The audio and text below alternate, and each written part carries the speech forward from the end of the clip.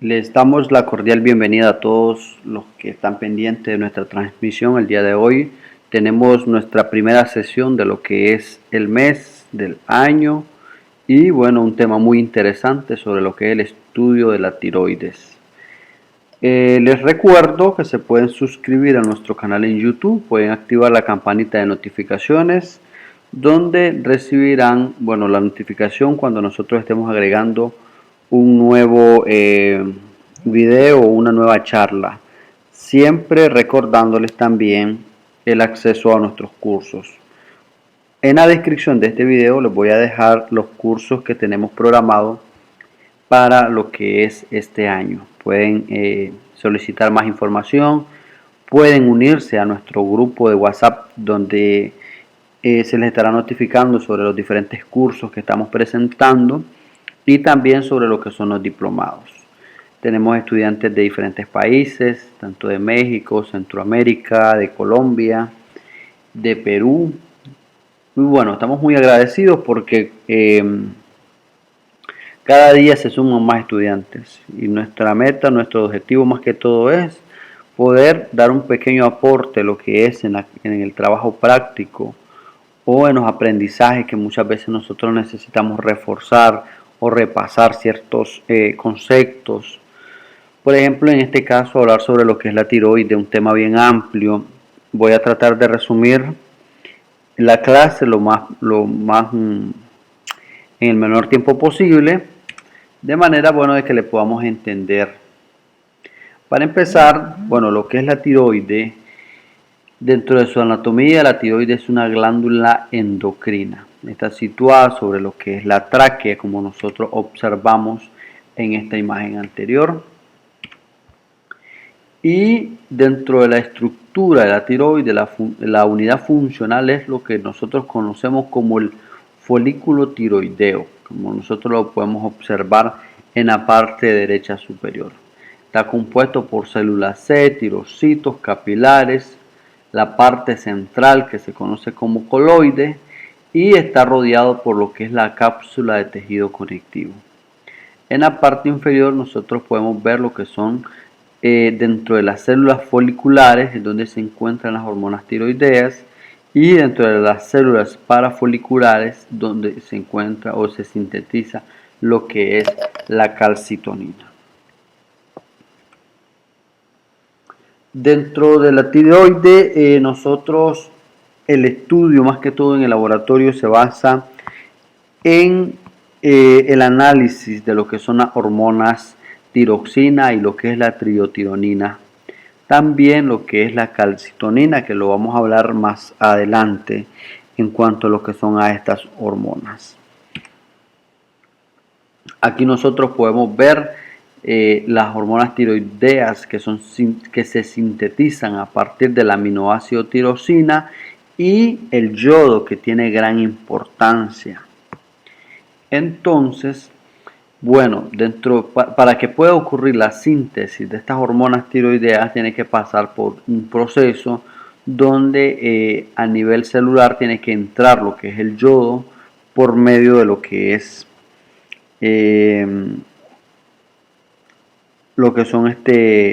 transportes de lo que es entre los canales de sodio y potasio.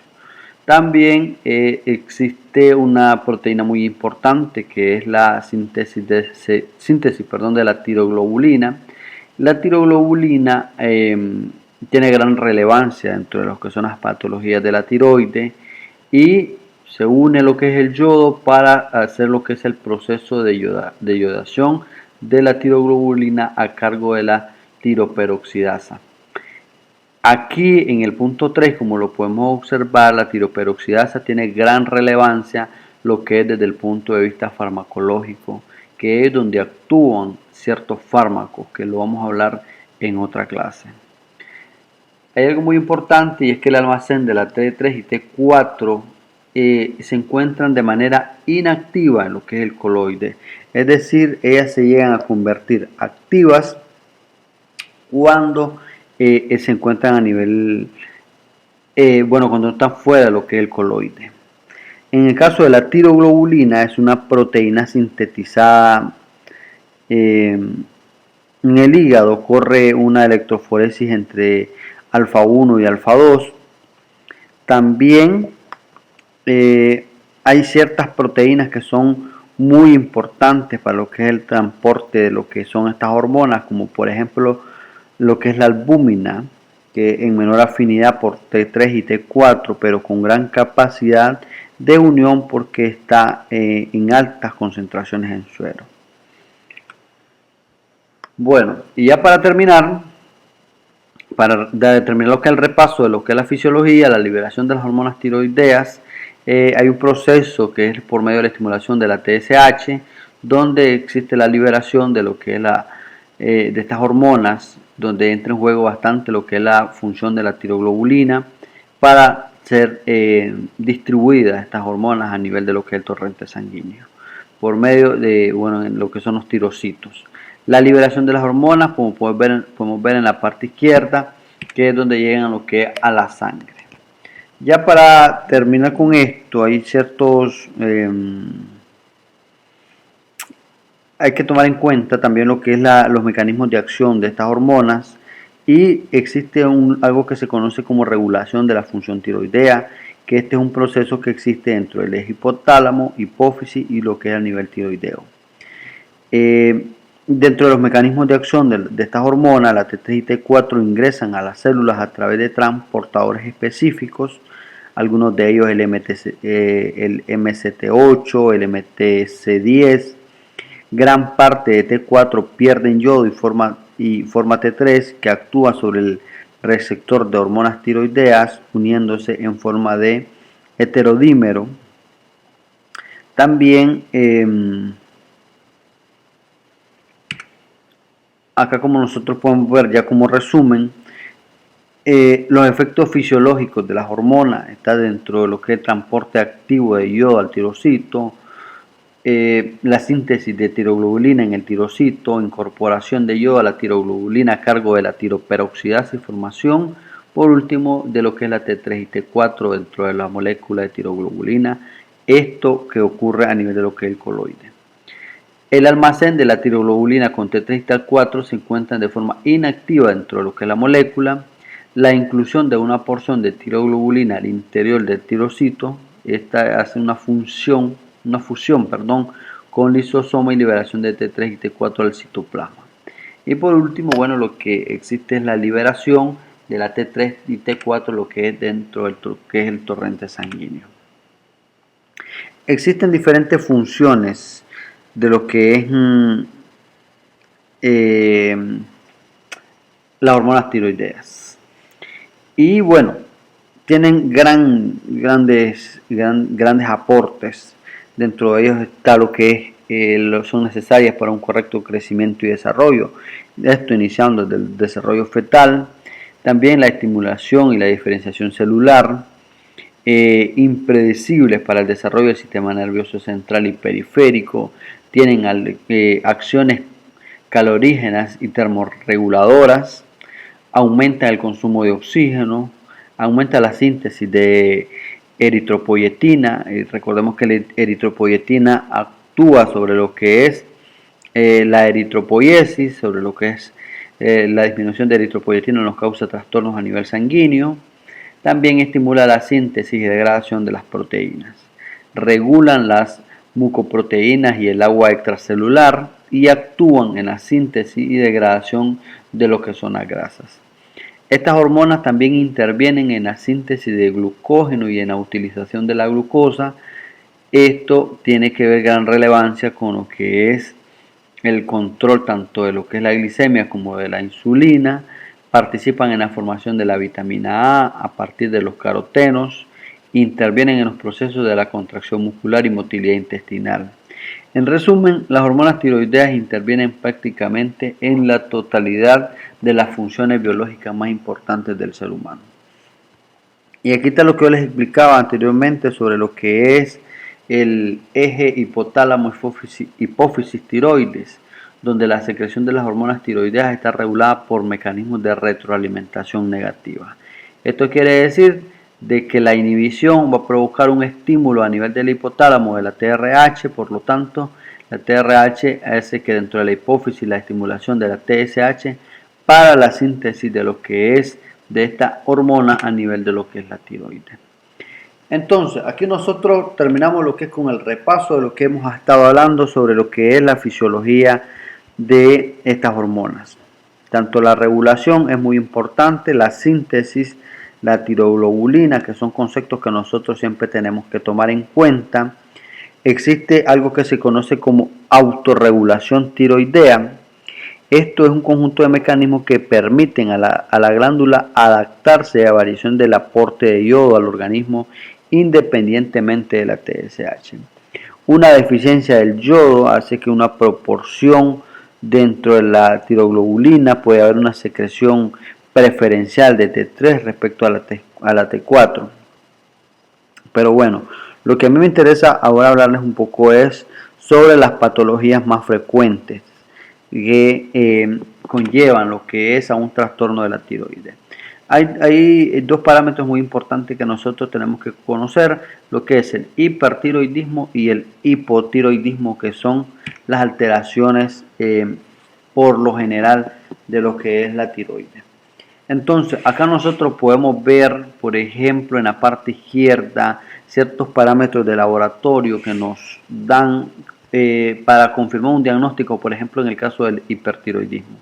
Es secundario cuando están aumentadas las tres hormonas, tanto T3, T4 y la TSH. Recordemos que en el análisis de laboratorio es impredecible, se tienen que hacer el análisis de las tres hormonas. No solamente podemos estudiar la TSH, no solamente podemos hacer el análisis de la T4 o de la T3, sino que se hace un perfil completo. Entonces, cuando hay un aumento de las tres hormonas, se conoce como un hipertiroidismo hipertiroidismo secundario. Y cuando hay un aumento de la T3 y T4 y disminución de la TSH, es un hipertiroidismo primario. En el caso del hipotiroidismo es lo contrario. Es primario cuando hay disminución de la T3 y la T4 y hay un aumento de la TSH, que si nosotros lo podemos ver y comparar es muy diferente al hipertiroidismo primario. Y en el caso del secundario, bueno, tenemos que tomar en cuenta que hay disminución de lo que son las tres hormonas. Entonces, el hipotiroidismo, este es un síndrome clínico producido por la deficiencia o acción insuficiente de las hormonas tiroideas que produce una lentificación generalizada de los procesos metabólicos. Su grado de expresión clínica varía desde la elevación asintomática tanto de la TSH a un hipotiroidismo severo que en raras ocasiones puede culminar con lo que es una coma mixedematoso. Dentro de lo que son ciertos datos epidemiológicos del hipotiroidismo es la endocrinopatía por déficit hormonal más frecuente, afectando del 5 al 10% de la población general en áreas con suficiencia yódica. Mucho más común esta patología en el sexo femenino y en lo que son en pacientes ancianos. Dado que el hipotiroidismo primario es mucho más frecuente que el secundario, la determinación de TSH sérica se emplea como método de pesquisa poblacional. El 70-80% del hipotiroidismo son subclínicos y bueno, la causa más frecuente de hipotiroidismo primario en áreas con suficiencia yódica son las tiroiditis autoinmunes, que se conocen como TAI, y el tratamiento de las enfermedades graves. Dentro de la etiología de lo que es el hipotiroidismo, tenemos el tiroiditis de Hashimoto. Esta enfermedad se caracteriza con bocio, atrofia tiroidea idiopática, probablemente una enfermedad tiroidea autoinmunitaria terminal después de la tiroiditis Hashimoto o enfermedades graves.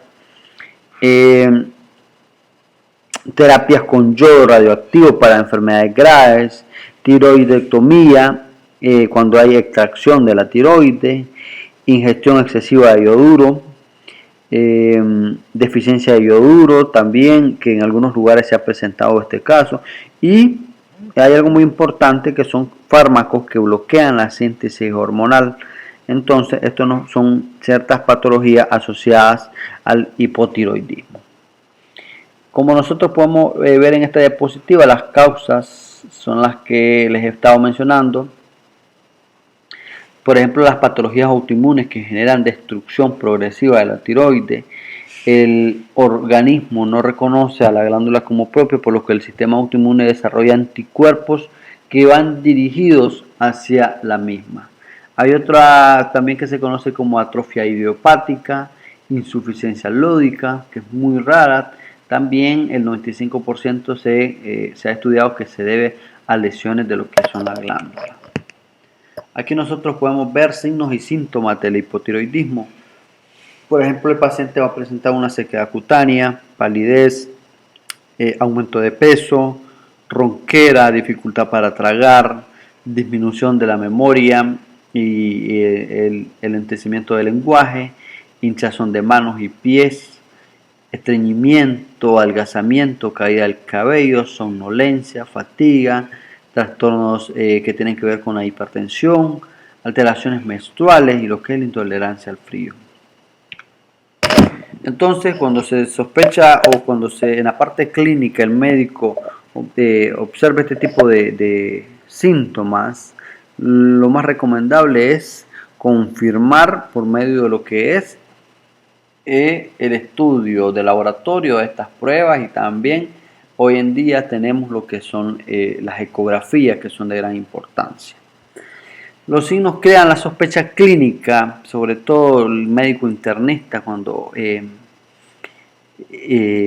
estudia lo que es la parte clínica del paciente, y se confirma con la determinación de la T4 total en sangre, que está disminuida.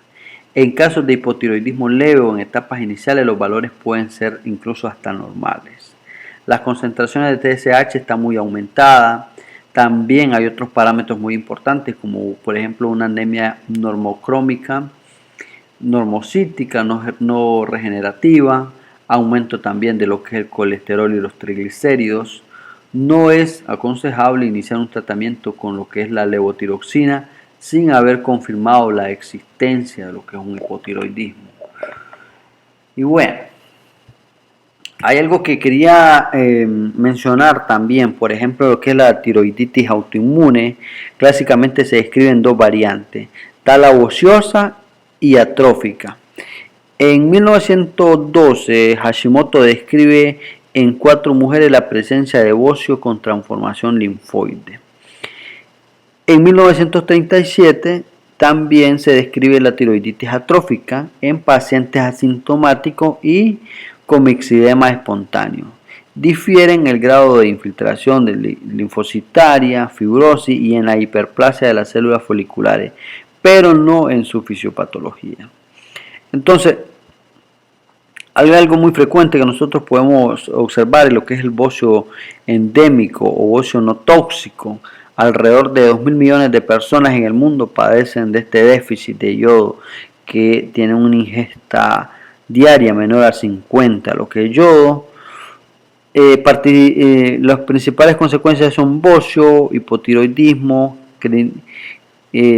retardo mental, defectos neurológicos, mortalidad neonatal y efectos socioeconómicos también. Entonces, actualmente se trabaja bastante con lo que es la iodación universal de lo que es la sal. Existe lo que es la ley nacional en ciertos países, bueno,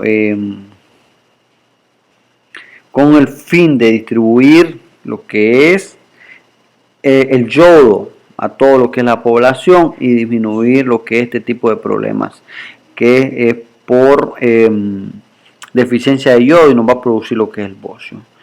El yodo es un micronutriente esencial. La OMS considera la carencia de yodo en el organismo que es la principal causa en el mundo prevenible de lesión cerebral del niño durante lo que es embarazo y la lactancia. Entonces, muchas mujeres embarazadas no poseen los niveles de iodos necesarios para el feto que se desarrolle con normalidad.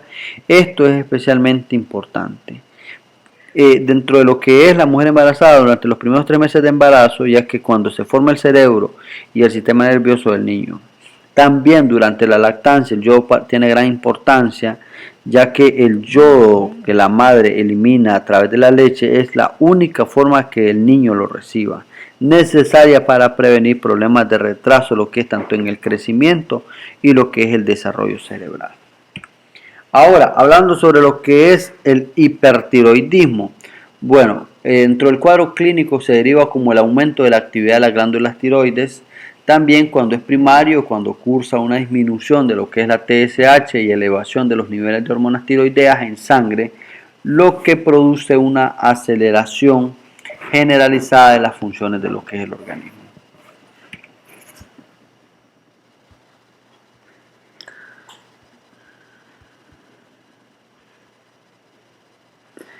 Dentro de lo que es el hipertiroidismo tenemos ciertas causas como por ejemplo la hiperplasia adenotomatosa,